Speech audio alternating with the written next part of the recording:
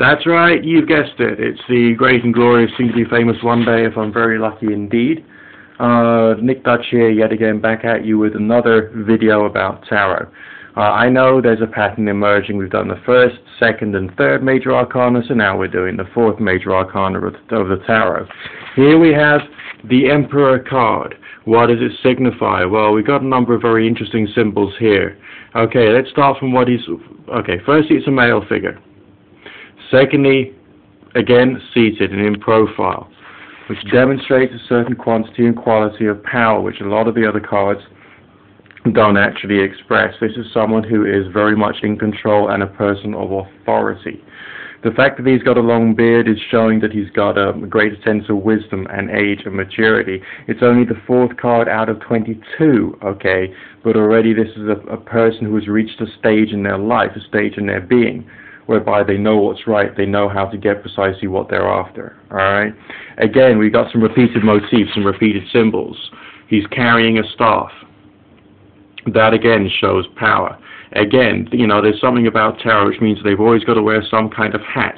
In this particular case, you got something which is more reminiscent of some variety of military headgear, alright? This is a helmet. So... the power of this character, he's not afraid to hurt, not afraid potentially even to kill or to destroy. If you go back to the medieval era, the people who we regard as being quite so pious and quite so saintly, namely the priests, namely the bishops, namely even the Pope, these were all military leaders. Alright, so therefore there is morality here, but also part of the morality, and the other side of the morality is the morality of steel, the morality of warfare. And that's one of the things which this character is trying to tell us about the nature and the mentality of his personality and power. The sphere which we saw on top of the staff of the Empress has now become a sphere in his hand. Someone who is literally holding the whole world in his hand. That's what the sphere symbolizes. You know, it wasn't just Christopher Columbus who said the world was round. People knew there was a curvature to the earth long before that, and way back in the early Middle Ages and before, because there was observation. The higher up you go, the further you can see. There were people who wrote about this stuff.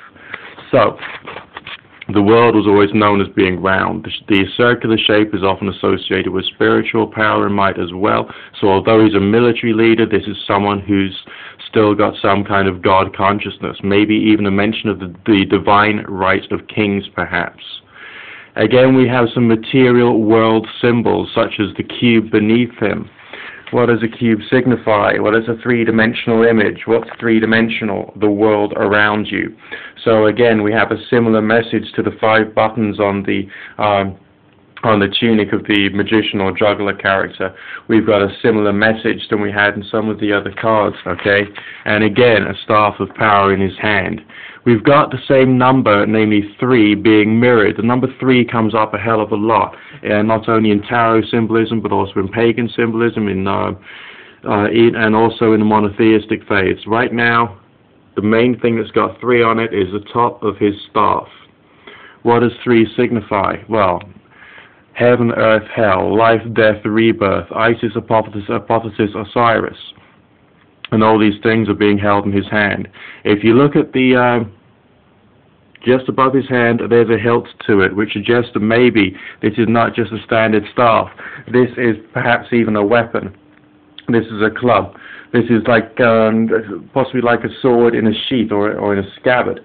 Alright, so this is, again, a very militaristic, very dominant.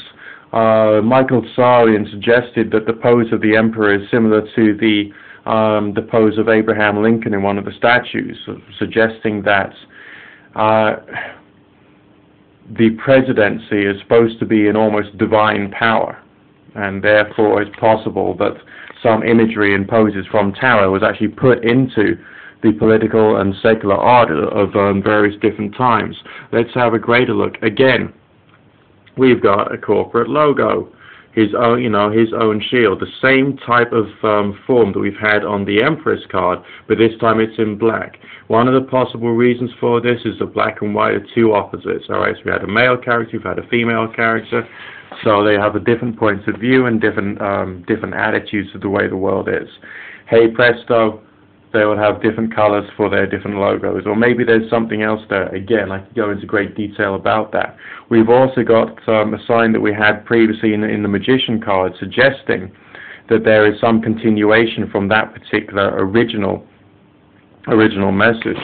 We've got the flower, but it's not just in bud, it's much more open. So not only a feeling of nature and a feeling of being a part of the universe, but also a sense of a movement towards a greater level of maturity, a greater level of awareness, being able to use natural resources. Plants use air, water, fertilizer, so this is someone who is capable of taking much more from the universe. Right, okay, let's go on a little further. Again, we have more military symbols. This is not just a tunic he's wearing, he's got a chest plate on.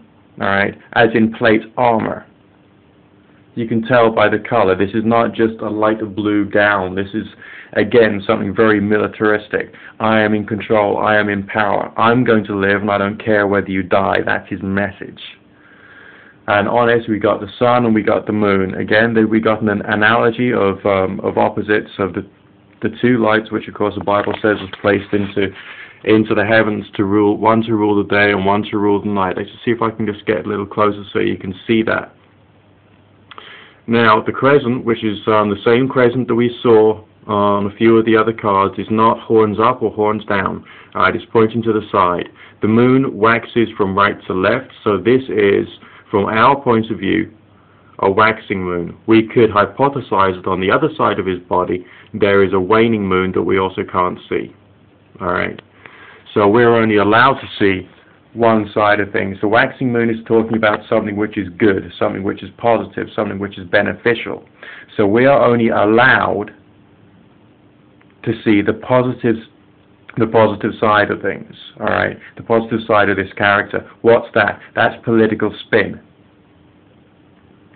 This is someone who's making sure he's promoting himself properly, he's promoting himself efficiently, and he's making sure that everyone knows that he's the good guy and everyone else is the bad guy, as I'm sure every single priest, prince, and king has done throughout the whole of human history. And, we're only allowed to see certain things there.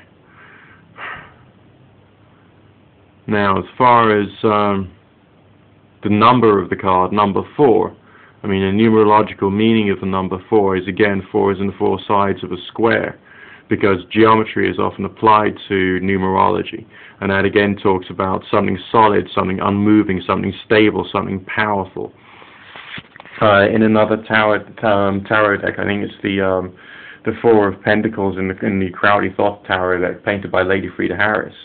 There's a sign of a castle, a keep, as if to push away and repel borders, so to speak, as if to provide stability going on for centuries.